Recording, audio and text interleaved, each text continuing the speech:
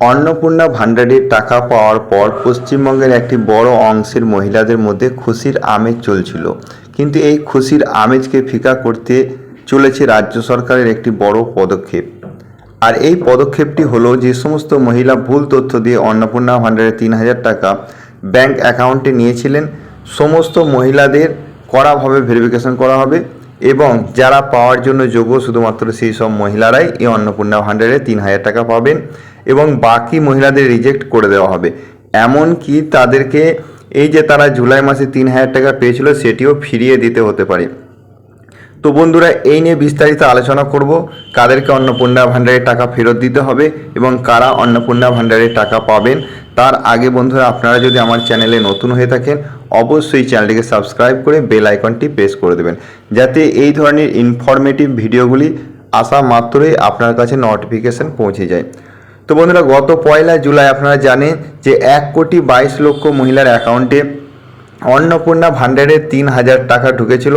তারপর মহিলাদের মধ্যে একটা উৎসাহ উদ্দীপনা কাজ করছিল, কিন্তু এরই মধ্যে অভিযোগ আসছিল যে অনেক মহিলা এমন আছেন যারা অন্নপূর্ণা ভান্ডার পাওয়ার জন্য যোগ্য, অর্থাৎ অন্নপূর্ণা ভান্ডার পেতে গেলে যে সমস্ত ক্রাইটেরিয়া আছে সেগুলি তারা পূরণ করতে পারছে, তা সত্ত্বেও ফর্ম ফিল আপ করার পর তাদের অ্যাকাউন্টে টাকা ঢোকেনি। অন্যদিকে এই যে 1,22,00,000 মহিলার কথা বলা হচ্ছে যাদের অ্যাকাউন্টে টাকা ঢুকেছে, তাদের একটি অংশের বিরুদ্ধে অভিযোগ আসছে যে তারা পাওয়ার জন্য যোগ্য নন, তা সত্ত্বেও তাদের অ্যাকাউন্টে টাকা ঢুকেছে।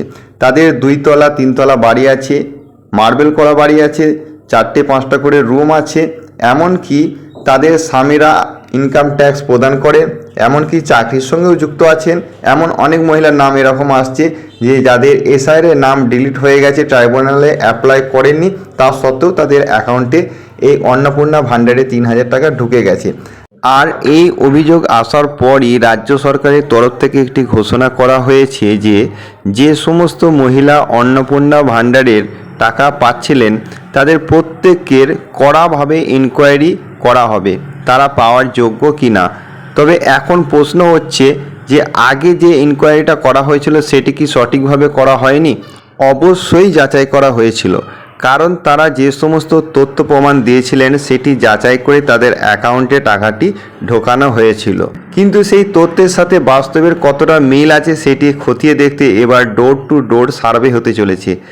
আর এই সার্ভে যারা যোগ্য বলে বিবেচিত হবেন শুধুমাত্র তারাই এই অন্নপূর্ণা ভান্ডারে টাকা পাবেন, আর যারা যোগ্য বলে গণ্য হবেন না তাদের রিজেক্ট করে দেওয়া হবে, এমনকি তাদের টাকা ফেরত দিতে হতে পারে।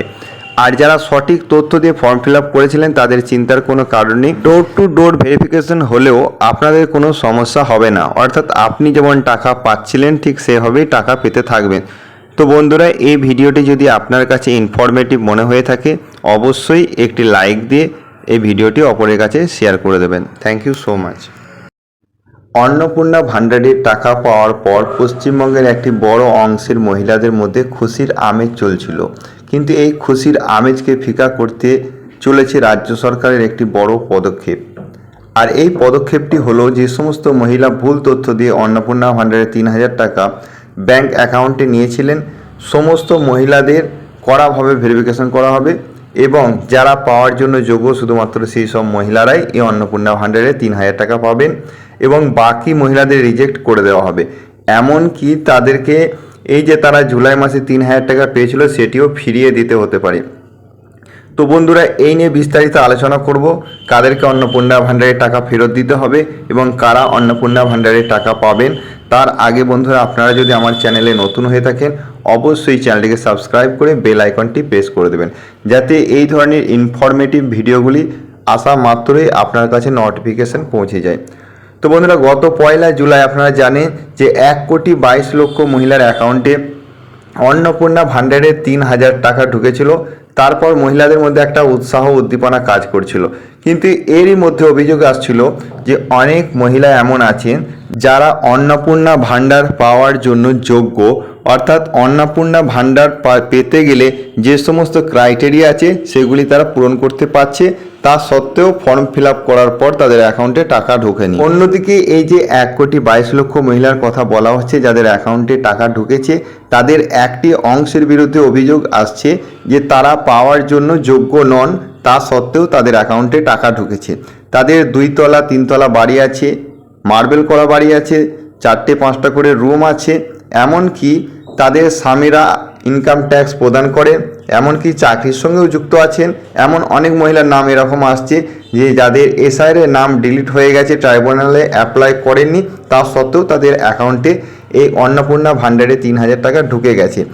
আর এই অভিযোগ আসার পরই রাজ্য সরকারের তরফ থেকে একটি ঘোষণা করা হয়েছে যে যে সমস্ত মহিলা অন্নপূর্ণা ভাণ্ডারের টাকা পাচ্ছিলেন তাদের প্রত্যেকের কড়াভাবে ইনকোয়ারি করা হবে, তারা পাওয়ার যোগ্য কি না।